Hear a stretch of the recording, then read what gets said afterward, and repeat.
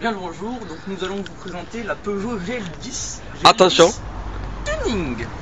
pièce d'exception, très rare. GL10 c'est écrit dessus. C'est pour ça qu'on comprend que c'est une GL10, parce que sinon personne connaît, c'est de la merde. Avec le signe Peugeot à moitié décollé, très important, très important. Parce que sinon on pourrait croire qu'elle est neuve. Alors que si le signe Peugeot est un peu décollé, ça change tout, ça fait la différence. Voilà.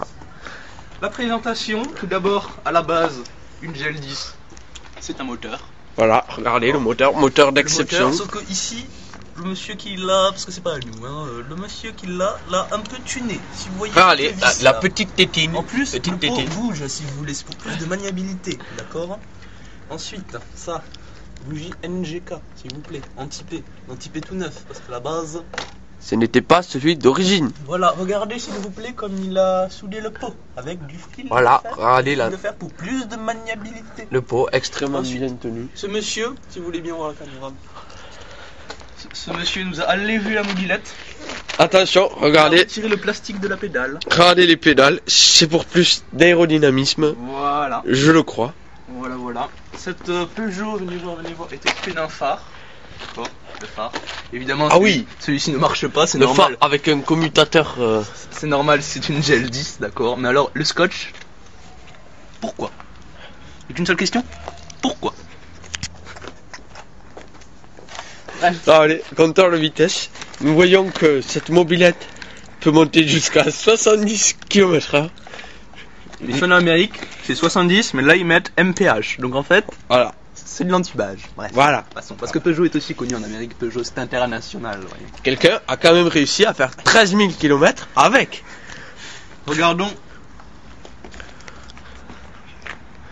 Ouais. Pas sûr.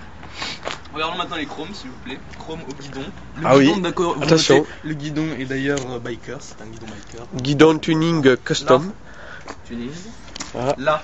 Alors allez, pour que ça brille. Tuning. Là. Extrêmement bien illustré. Et les jantes.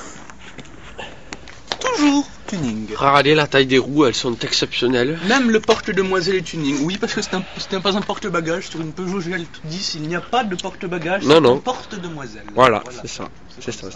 Ensuite, notons que ce monsieur a du très bon goût, comme on dit. Regardez, la selle, à la base, n'était pas confortable. Celle customisée. Elle était froide en hiver. Mais ce monsieur, il a rajouté du scotch noir. Le scotch noir, ça tient chaud en hiver quand il fait froid, mais qu'il y a du soleil.